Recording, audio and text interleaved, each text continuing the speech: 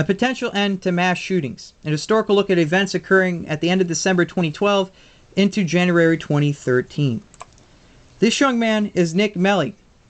22 years old, he was at the Clackamas, Portland, Oregon mall shooting, which occurred on December 11th before the events at Sandy Hook. Jacob Tyler Roberts, another 22-year-old male, opened fire upon 3 people, killing 2 of them with a stolen rifle.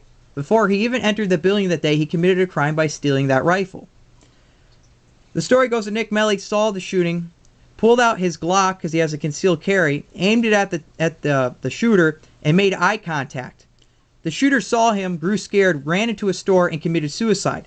Nick Melly, without even firing a shot, saved the lives of countless people. December the 16th, Jesus Manuel Garcia, a 19-year-old, grew very upset that his girlfriend dumped him. He left her a message saying that he was going to go to the China Garden restaurant and kill people. She warned people of the restaurant, but it was too late. He arrived at about 9:25, opened fire into the restaurant, forcing people out into the parking lot.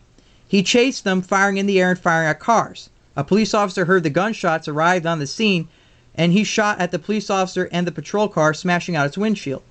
He ran then into the theater, trying to kill as many people as possible. Luckily, a Sheriff's Department Sergeant, Lisa Castellano, was off duty, but acting as a security guard.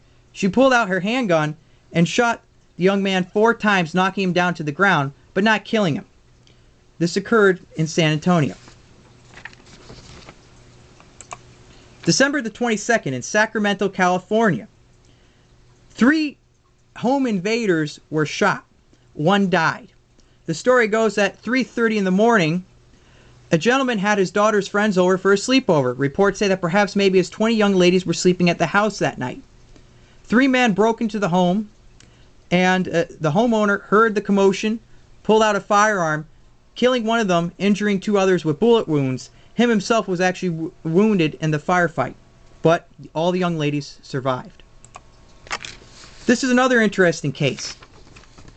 In this case, an 18-year-old young lady, Sarah McKinley, obviously was living a very rough life at the time. She had just lost her husband on Christmas Day due to cancer. She has a 3-month-old child and had to sell most of the guns in her husband's collection to pay for the funeral, but showing that guns perhaps can be used as an investment. She kept 2, a shotgun and a handgun for personal defense. The day of the funeral, a young man, Justin Martin, came over and wanted to go into her home and asked her how things were going, saying that he was a neighbor and he knew her husband. She didn't let him in the home. He returned on New Year's Eve, December the 31st, this time with an accomplice, Dustin Stewart. They tried breaking into the home. She grabbed her 3-month-old child, grabbed the shotgun and handgun, and called 911. Told them what exactly was going on, and even essentially asked for permission to fire. The gentleman on the line said, "I cannot suggest to you what to do, but do whatever it takes to save the life of your child." She opened fire, killing Justin Martin. Dustin Stewart would later turn himself over to the authorities.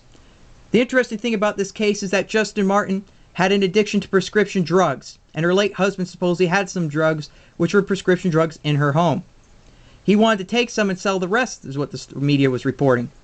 One interesting thing is it seems like a lot of these hostile people seem to have drug addictions on prescription drugs. Another situation, January the 4th in Loganville, Georgia.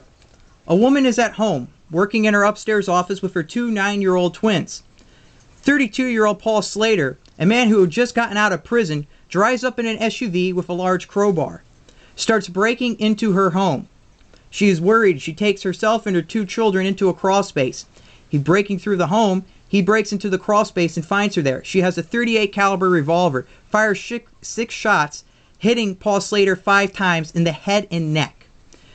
The gentleman's knocked to the ground. She runs to her neighbor's house for safety.